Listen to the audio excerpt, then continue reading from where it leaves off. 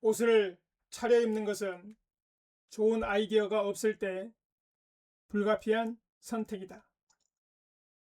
능력 없는 사업가가 정장으로 유명한 것은 우연이 아니다. 폴 그레이엄. 오늘은 수요일입니다. 2026년 8월 12일이죠.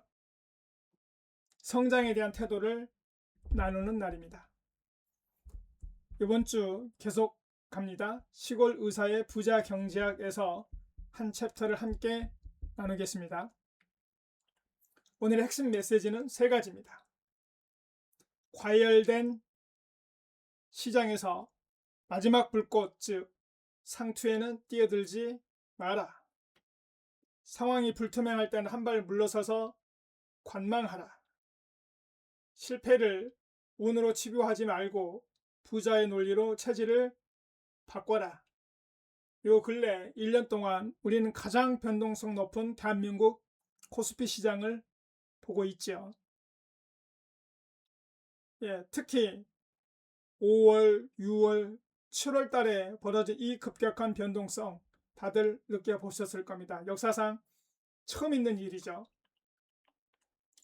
부자의 논리, 빈자의 논리. 머니게임의 속성을 이해하지 못한 투자자들이 마지막 불꽃의 화려한 유혹에 못 이겨 뒤늦게 뛰어드는 순간 머니게임은 끝난다. 결국 게임의 속성을 이해하지 못한 투자자들이 황진이에게 무너진 지속선사처럼 마지막 불꽃의 화려한 유혹에 못 이겨 뒤늦게 뛰어드는 순간 머니게임은 끝난다. 그러나 무엇보다도 이 유형의 가장 큰 문제는 게임의 마지막에 뛰어들어서 실패한 그 자체가 아니라 그 상황을 받아들이지 못하는 데 있다. 게임이 끝나가는 시기에 게임을 배운 패자들은 게임을 시작하는 논리를 이해하지 못할 뿐만 아니라 하락에 익숙해진다. 많은 사람들이 재테크에 관심을 갖고 뛰어들었지만 대부분은 대응이 느리고 사고는 경직되어 있다. 그들은 자신을 지적이라고 생각하거나 최소한 보통 수준 이상의 소양을 가지고 있다고 여긴다. 하지만 이는 엄청난 착각이다. 중고등학교 시절 대부분의 아이들은 자신의 IQ가 나쁘지 않은데 노력하지 않았을 뿐이라고 말한다. 그러나 사실은 그 노력하는 부지런함이 실제로 손에 잡히지 않는 IQ보다 훨씬 더 큰 능력임을 인정해야 한다. 재테크도 마찬가지다. 이러한 사고 그룹의 재테크 게임은 되게 위험하다. 우리나라 사람의 약 70%가 여기에 해당한다. 잘못을 저지르고서도 그 잘못의 원인을 모르는 사람의 실패는 참담하다. 다들 게임의 마지막에 뛰어들어서 불꽃이 사라지고 나면 그제서야 게임을 이해하려고 한다.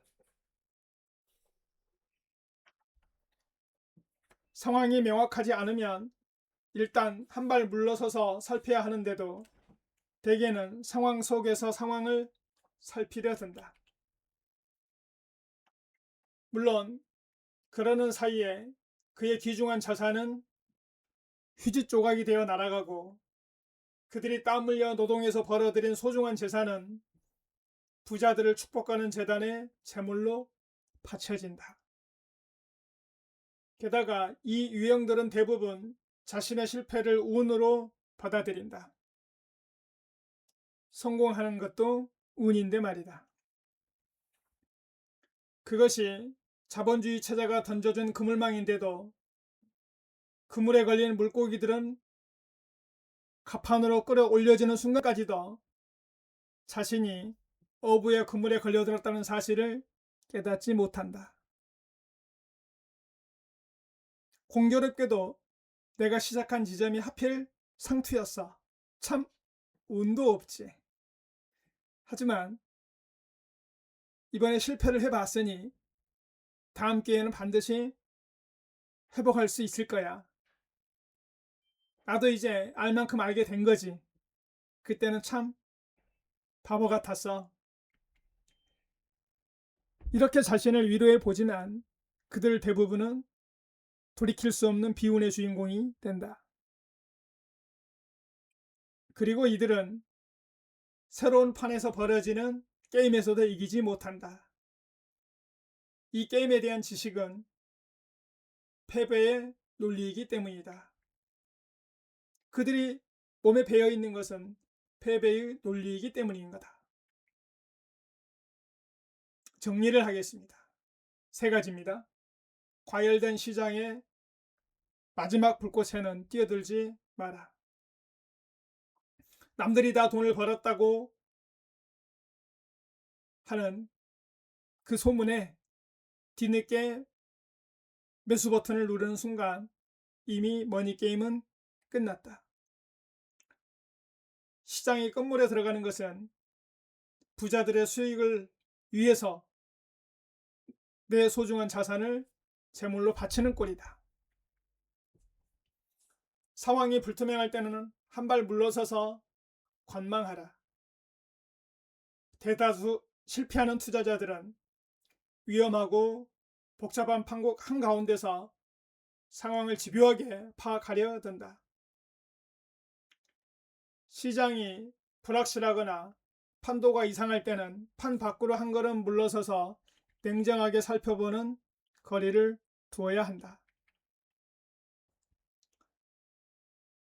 실패를 운으로 치부하지 말고 부자의 논리로 체질을 바꿔라. 하락장에서 배운 패배의 경험을 운이 없었을 뿐이라고 자유하면서 또다시 같은 실수를 반복하면 안 된다. 내가 고수해온 어설픈 확신과 빈자의 사고방식을 버리고 진짜 부자들이 판을 짜고 움직이는 논리를 받아들여야 한다. 요 근래에 주식시장 움직임을 보면서 참으로 느끼는 점이 많죠. 저도 정말로 많습니다. 머니게임의 마지막 불꽃, 이 말이 정말 가슴을 때리네요. 하이닉스 차트만 한번 살펴봤어요, 제가. 그랬더니 1년 그래프 최저가 24만 5천 원, 최고점은 298만 7천 원이었어요. 그러니까 그 1년도 안 된 시점에서 우리가 흔히 말하는 꿈의 숫자죠. 10배거, 10배. 이 10배가 넘는 상승폭까지 왔다 갔다 했습니다. 더 무서운 것은 그 최고점으로부터 한 달 사이에 또 반토막이 나버렸습니다. 정말로 미친 변동성 장세였죠. 그러니까 그 전까지 2000, 3000 그 박스권에서 움직임을 계속 지켜봤던 투자자들 또는 전문가들도 처음 겪는 거잖아요. 그러다 보니 다들 정신줄 놓고 대응하기가 쉽지가 않았던 거죠. 말 그대로 엄청난 파도가 쳤던 거죠. 우리가 지금까지 보지 못했던 거예요. 정말 역사상 가장 익사이팅한 시기가 아니었나 이렇게 생각을 해봅니다. 머니게임의 승자는 항상 소수라는 거, 저는 이거를 정말 진리라고 생각합니다. 진리 중에 진리입니다. 절대 다수가 성공하는 일은 있을 수 없습니다. 그러니까 우리가 항상 같이 행복하자, 같이 부자 되자, 이거는 그냥 인사말일 뿐이지 절대 현실적으로는 일어날 수 없는 일입니다. 왜 그럴까요? 한번 생각을 해보죠. 요즘에 로또 당첨 1등에 당첨이 되면 한 10억, 15억 정도 되나요? 대략 10억이라고 하겠습니다. 또 로또 1등 당첨되면 10억입니다. 그러면 당첨자가 제가 로또를 사본 지 하도 오래돼서 관심이 잘 모르겠으면 한 10명 정도 될까요? 그러니까 10명이 100억을 가지고 10억씩 나눠 가졌습니다. 그러니까 승자가 10명인 거죠. 승자가 10명입니다. 그런데 이 100억을 10명이 아니라 승자를 10,000명으로 늘린다고 해봅시다. 그러면 얼마씩 돌아가나요? 100억을 100만 원씩 돌아가는 거죠. 100만 원씩. 여러분, 100만 원 가지고 뭘 할 수 있겠습니까? 인생이 바뀌나요? 그냥 친구들에게 거하게 한턱 쏘면 끝나는 돈이잖아요. 그렇죠. 그러니까 제가 느끼기엔 그렇습니다. 절대 머니 게임의 승자는 극소수입니다. 제가 다니는 그 커뮤니티에도 몇 군데 보면은 이 시기에 대부분 어렵다, 큰일 났다, 비상이다 이런 표현들이 있는가 하면 100억대를 돌파하신 분도 계십니다. 그 짧은 그 1년 시간에 말 그대로 제대로 노려서 기다리고 있다가 올라탔는지 또는 순수하게 운으로 그랬는지는 모릅니다. 그러나 그렇게 할 수 있었던 것도 분명한 어떤 노력 덕분 실력이 뒷받침되었겠죠. 또 그게 계속 유지될지 안 될지는 두고 봐야 하는 일이겠지만요. 어쨌든 누군가는 한가운데서 이 시기를 맞았고 또 누군가는 한 발 물러서서 바라보았습니다. 각자의 자리에서 좋은 학습이 되었으면 좋겠습니다. 2026년 8월 12일 수요일이고요. 폴 그레음의 명언 다시 한번 얘기하겠습니다. 옷을 차려입은 것은 좋은 아이디어가 없을 때 불가피한 선택이다. 능력 없는 사업가가 정장으로 유명한 것은 우연이 아니다. 정말로 뜨거운 여름입니다. 각자의 자리에서 성장하고 배우는 그 발판으로 만들어 가시기를 응원하겠습니다. 고맙습니다.